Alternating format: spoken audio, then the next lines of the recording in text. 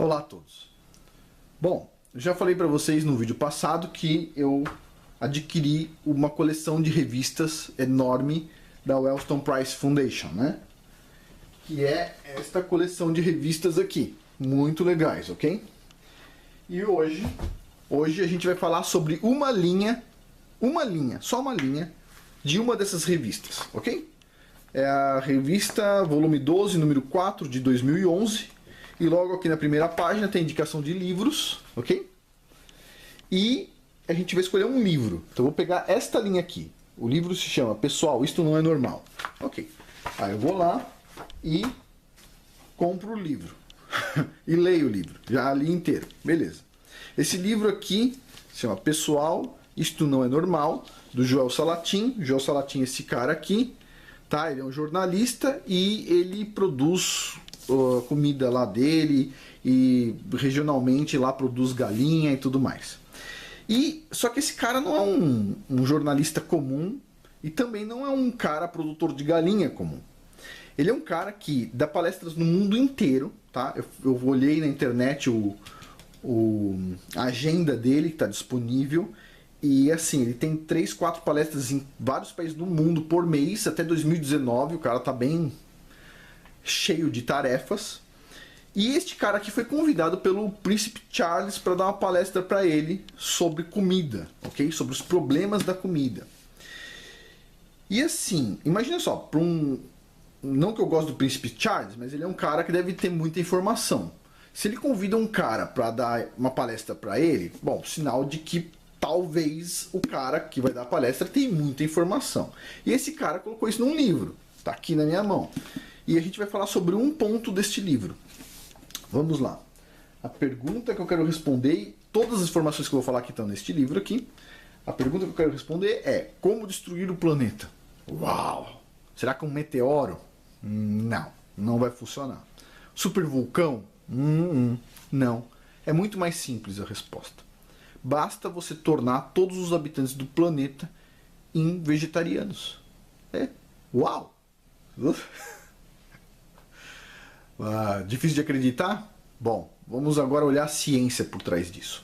Então vamos lá. É o seguinte, a ONU diz o seguinte, que a carne é uma coisa muito elitista. Por quê? Porque para você produzir carne, você precisa de uma área muito grande de pastagem para os bois. Mas se você pegasse essa área grande de pastagem, plantasse grãos, a ONU diz, se você plantasse grãos, daria para sustentar o mundo inteiro e não existiria fome no planeta. O que vocês acham dessa história linda da ONU? Mentira. Mentira. Por quê? Ele mostra aqui no livro, e eu já sei informações de outros lugares, ele fala o seguinte, que a gente produz 2 vezes mais comida no mundo do que o mundo precisa, ok? Então assim, daria para alimentar o mundo inteiro e ainda sobraria uma quantidade igual de comida para jogar no lixo, tá bom? Eu vi uma palestra do Ricardo Felício que ele diz que, na verdade, a gente não produz o dobro, a gente produz 4 vezes mais comida no mundo. Ele mostrou lá um dado, acho que a gente produzia 4 vezes mais comida do que precisa. Então vem a pergunta, por que tem fome no mundo? Se a gente produz tanta comida, por que tem fome? Tem fome porque não tem logística para entregar essa comida para o pessoal. Agora, será que sempre foi assim? Interessante essa pergunta. Interessante essa pergunta. Este cara aqui, ele foi foi dar lá uma palestra na Itália e foram pessoas do mundo inteiro falar sobre agricultura nessa palestra, ele diz aqui. E foram o pessoal da África. E o pessoal da África falou assim, quem acabou com a África foram vocês, pessoal. Vocês aí do resto do mundo que tem dinheiro e fica ajudando a gente. Isso tá gerando fome na África. Aí ele olhou e falou, não, você tá louco? Como é que gente que está ajudando vocês está gerando fome na África? Isso não faz sentido, percebe? O que você está falando na frase não faz sentido. E o pessoal falou o seguinte, olha, imagine o seguinte cenário. Imagine o seguinte cenário. Você tem uma aldeia, tá? Lá na África, um lugar onde as pessoas moram, por exemplo, um lugar mais... Não estou falando de cidades, estou falando mais do interior. E você tem os fazendeiros, pequenos fazendeiros produzindo lá comida localmente, beleza? Então tá lá o fazendeiro e ele plantou lá as coisinhas dele, tá? Só que ele tem uma demanda muito grande e a produção dele é pequena, ok? Então sim, o que vai acontecer é que vai gerar alguma fome, porque ele tem pouco dinheiro, ele tem pouco recurso, a produção dele é pequena, beleza? A produção dele é pequena e ele não vai dar conta de alimentar todo mundo, certo? E as pessoas também não têm dinheiro.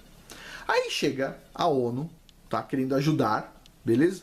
Chega nessa aldeia com containers de comida e distribui comida para a aldeia inteirinha.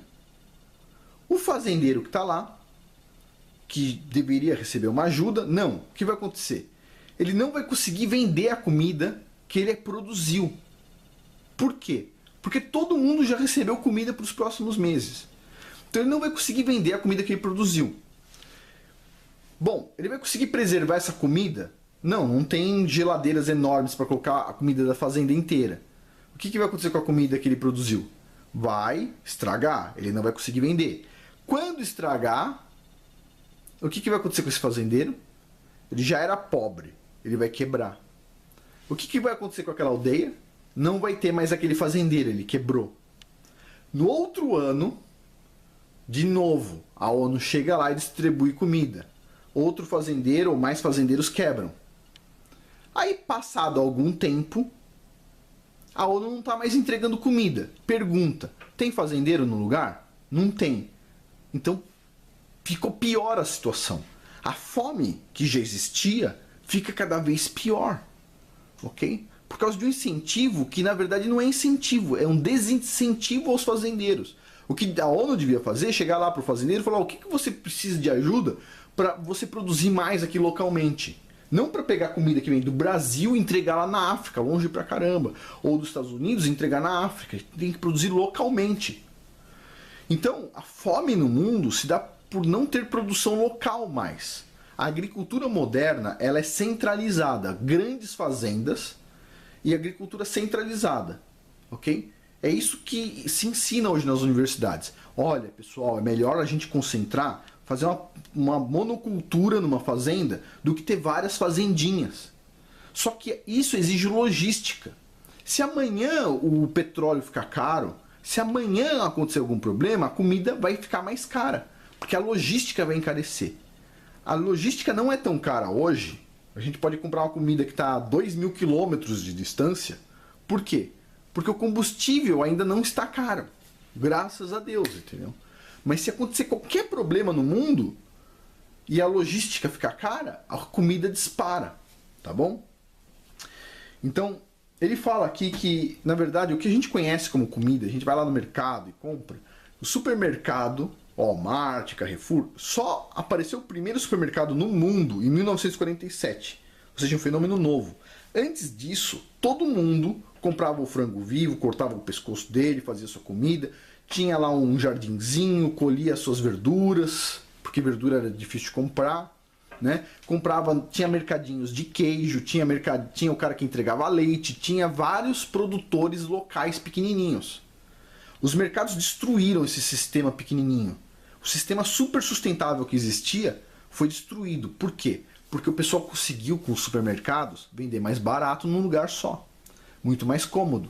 Só que o que a gente não percebeu foi a gente destruiu nossa logística local e favoreceu uma logística global.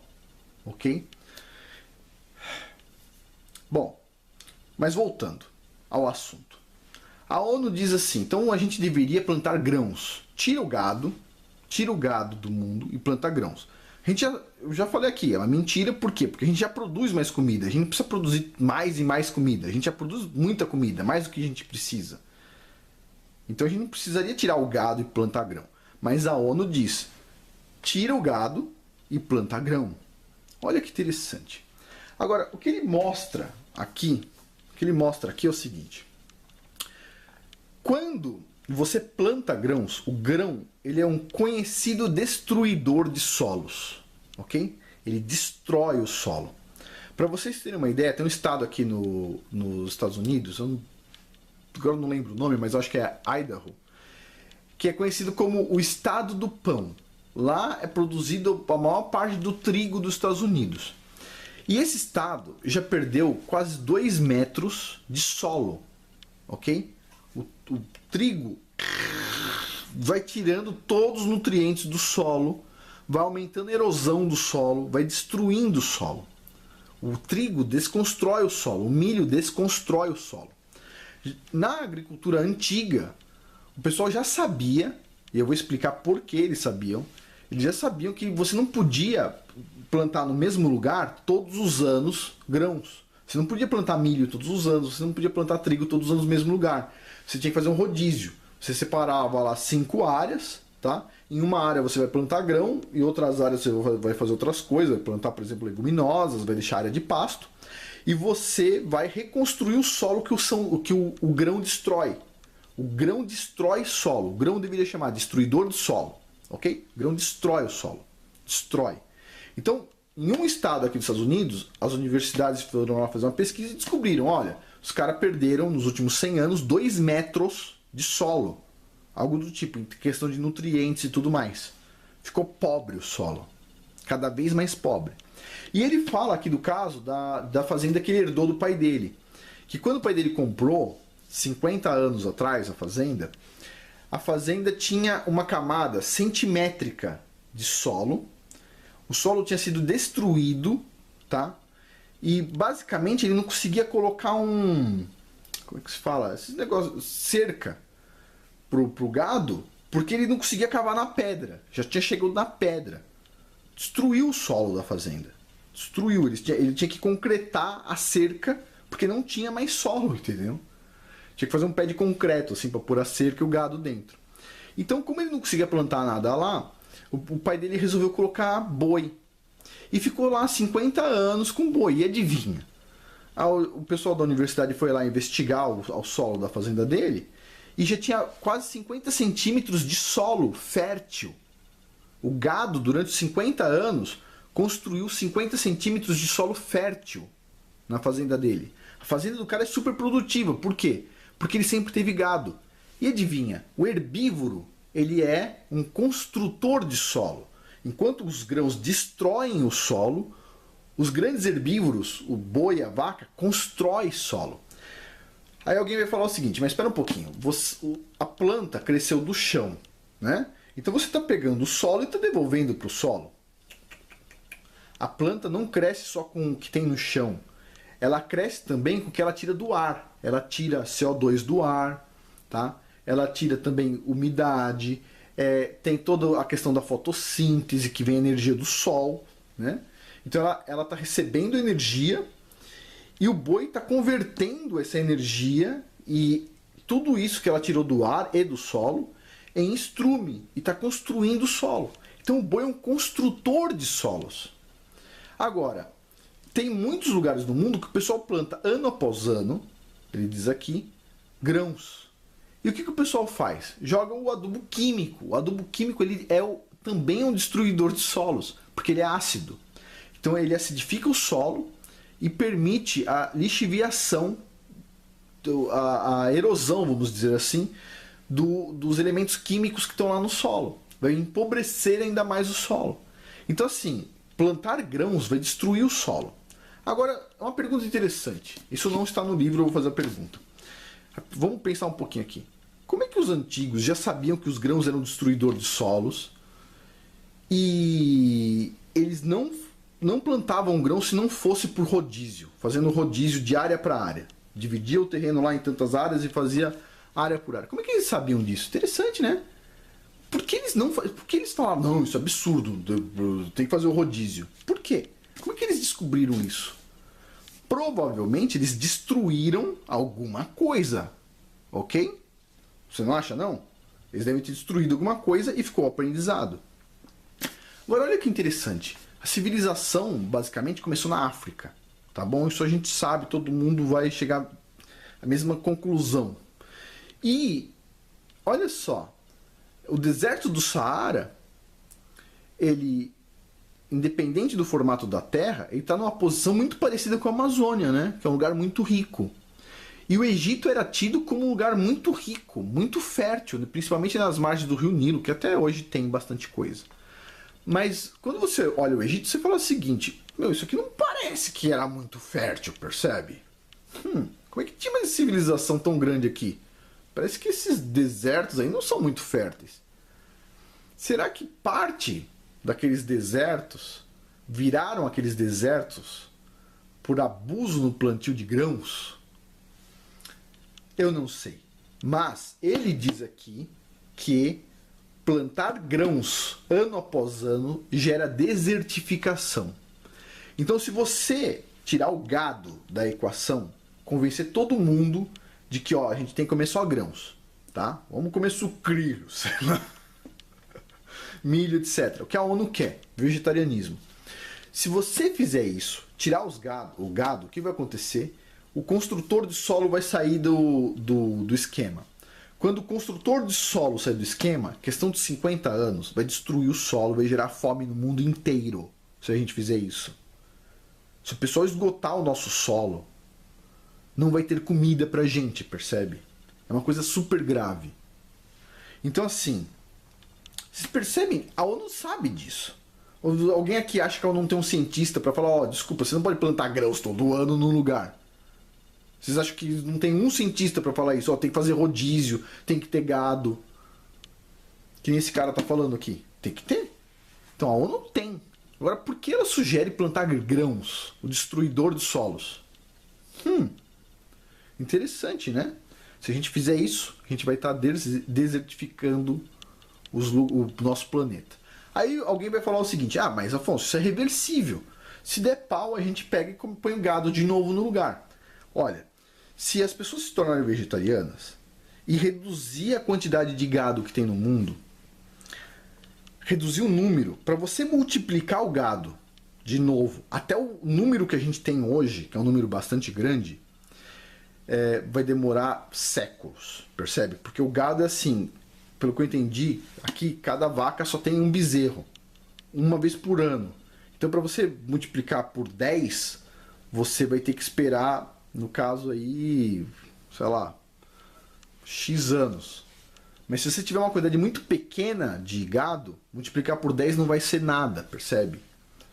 Então assim, o gado, a quantidade de gado que tem que ter no planeta tem que ser proporcional à população do planeta.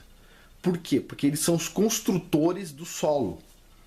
Na verdade, o que ele fala nesse livro é que Deus criou o mundo tão perfeito que se você tirar uma borboleta do mundo, se você conseguir tirar as borboletas todas do mundo, o mundo ele vai entrar em colapso. Se você pegar um animal específico, assim, que tem alguma importância que a gente não entende para o ecossistema e tirar ele, o mundo entra em colapso. Só que tirar os bois é muito mais fácil do que tirar borboleta, do que tirar formiga, do que tirar qualquer coisa. É só você incentivar as pessoas a não comerem mais carne. Ok? Aí alguém vai falar o seguinte, não, espera aí, Afonso. A gente pode então ter os bois, mas a gente não precisa comer eles, percebe? Porque isso não é muito justo. Cara, sério, vamos lá. Quem vai dar água pro boi, vai cuidar do boi, etc., se ele não virar um produto, não virar carne, não virar alguma coisa? Você vai criar um boi como pet? Isso é bizarro, percebe? Não é assim. E o que ele fala nesse livro muito interessante, ele faz uma análise muito interessante, ele diz o seguinte, o que as pessoas não percebem é que a vida exige sacrifícios, ok?